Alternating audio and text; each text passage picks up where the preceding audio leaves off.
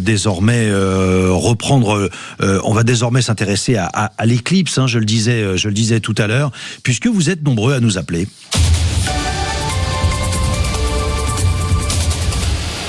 Et on est avec Claire qui nous appelle de Bordeaux.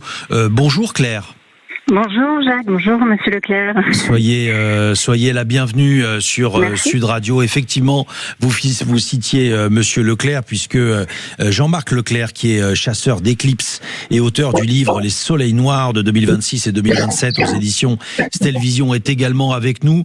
Claire, juste peut-être un mot avant d'interroger Jean-Marc. Claire, vous avez vécu, vous, cette soirée ?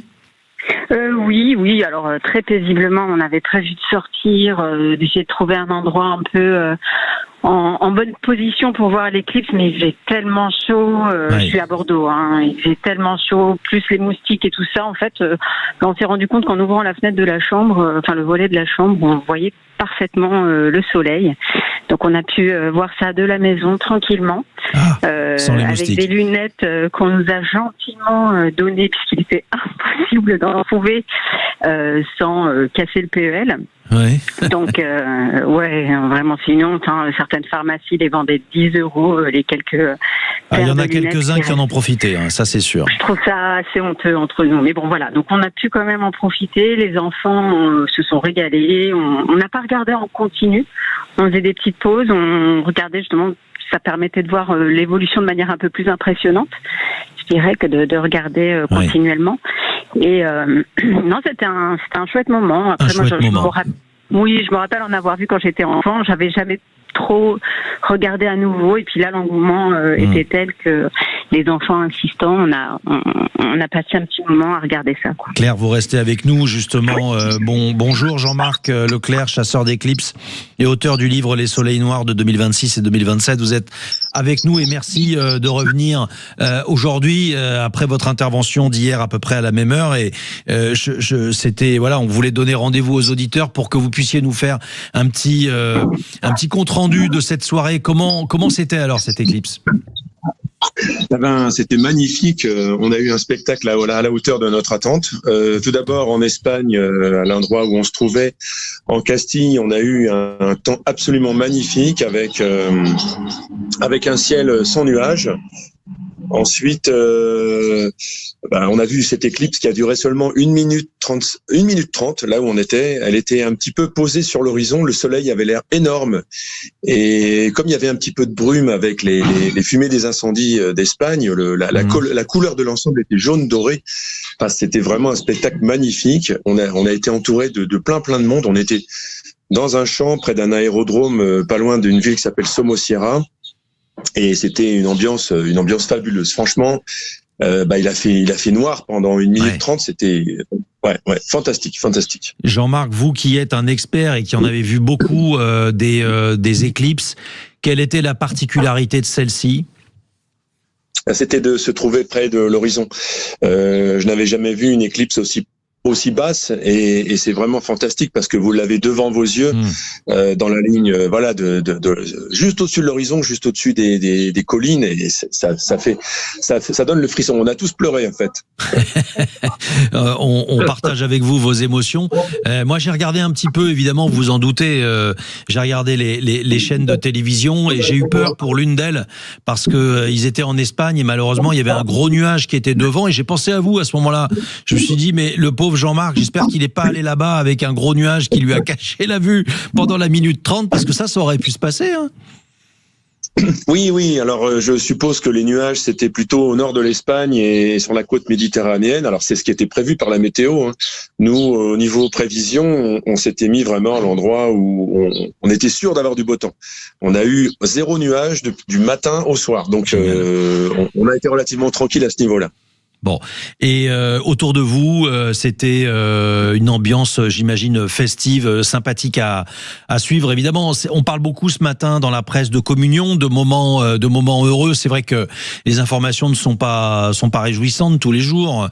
Tout le monde se plaint de tout et toutes les catastrophes arrivent. C'est vrai que ces moments-là sont aussi des moments où on peut respirer. C'est aussi ça l'idée, Oui, c'est ça. Et c'est un moment où on se retrouve entouré de plein de gens qu'on ne connaît pas et qui viennent tous là pour la même chose, pour voir ce soleil éclipsé. Et finalement, oui, vous avez tout à fait raison. C'est un moment de joie, c'est un moment de communion et c'est ça, c'est fantastique, c'est magique, je dirais. Jean-Marc, vous restez avec nous. On va retourner voir Claire, qui est à Bordeaux. Claire, lorsque vous écoutez Jean-Marc, vous vous dites, c'est quand même les planètes et tout ce qui nous entoure. C'est évidemment fascinant. On n'y pense pas tous les jours, mais l'espace, c'est quelque chose quelque chose d'absolument fascinant.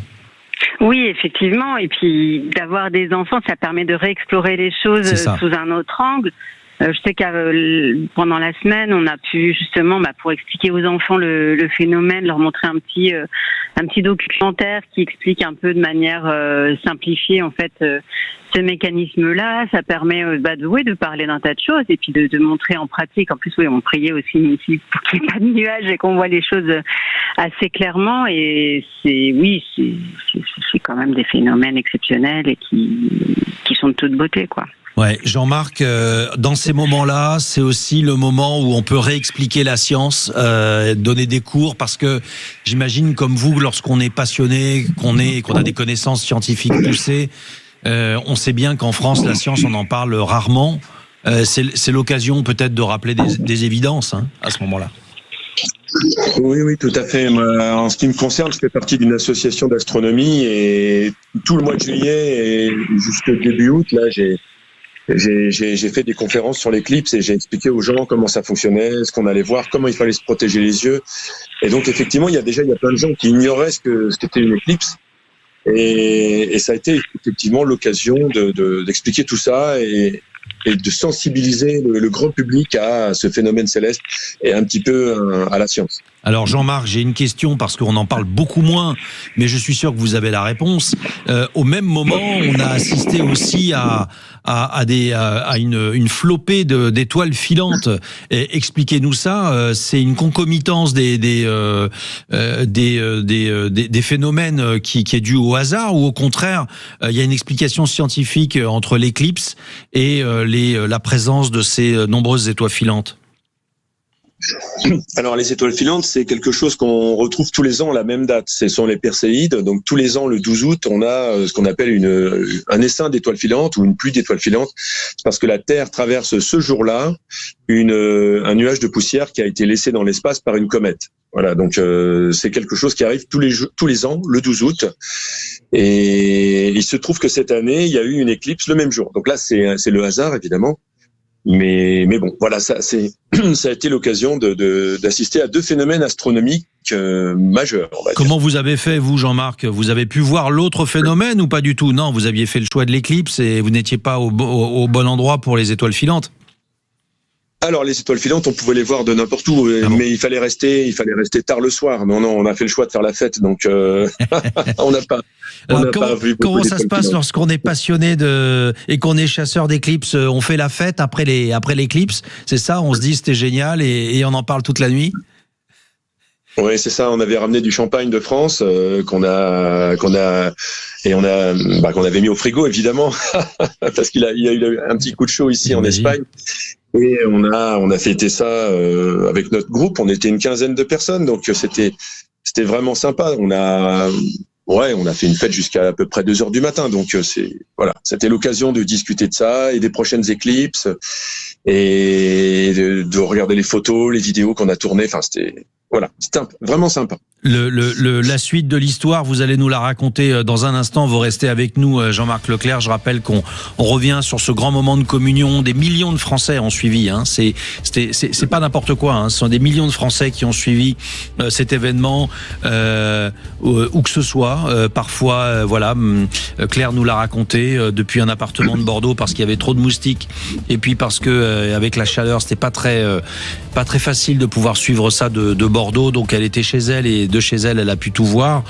Dans un instant, on sera avec Frédéric qui nous appelle de Marseille, pardon. Mais Jean-Marc, on vous retrouve dans un instant pour parler de la suite du programme des Chasseurs d'Éclipses. À tout de suite. 9h-10h, la vérité en face. Le Grand Matin Sud Radio, 7h-10h, Jacques Cardoz. 0826 300 300, vous nous appelez sur la question des chasseurs d'éclipses. Et puis dans un instant, on abordera également la problématique des pompiers. Là aussi, vous êtes nombreux à nous appeler. Jean-Marc, on termine avec vous, chasseur d'éclipses et auteur du livre Les Soleils Noirs de 2026 et 27 aux éditions Stelvision. Vous avez vécu une nuit formidable. Vous étiez avec des passionnés. Quelle est la suite des aventures? On le disait un petit peu hier, les prochaines éclipses. Alors, il y en aura une partielle l'année prochaine. Quels sont les grands événements à suivre en astrophysique dans les mois, les années à venir? Alors, concernant les éclipses uniquement ou d'autres phénomènes? Pas forcément, allez-y. Alors, en ce qui concerne les éclipses, pour ceux qui ont vu et aimé celle-ci, il y en a déjà une l'année prochaine, le 2 août. Le 2 août 2027, elle sera partielle en France et elle sera totale au sud de l'Espagne, en Andalousie, ou alors dans certains pays d'Afrique du Nord, comme le Maroc, la Tunisie et l'Égypte. Donc ça sera mon prochain grand rendez-vous. Et ensuite, au niveau des phénomènes astronomiques, en fait, il y en a toute l'année. Il y a pas spécialement de grands phénomènes attendus dans les prochains mois, à part bien sûr les phases de la Lune, les essaims d'étoiles filantes qui sont déjà prévus. On aura peut-être la chance d'avoir une nouvelle comète, mais ça se prévoit pas à l'avance. Ça se découvre quasiment dans les dernières semaines. Les choses vont reprendre leur train en termes d'astronomie. Il y a, je dirais, comparé à ce qui s'est passé hier, je dirais que le reste a une, oui. Le reste est forcément moins fort. Jean-Marc, vous nous en parliez hier, vous avez fait de nombreux clichés. Ce sera ma dernière question. Vous allez travailler tout ça, toutes ces images, toutes ces photos, elles seront visibles à quel moment et comment? Ça va me prendre un petit moment. Je vais essayer de vous en envoyer une, comme ça vous pourrez la mettre sur le site de Sud Radio. Et ensuite, ça sera visible sur ma page Facebook, en fait, qui a mon nom. Il n'y a pas de pseudo.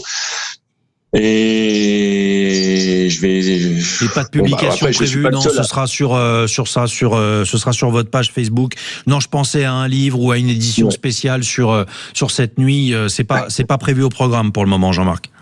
Non. Ça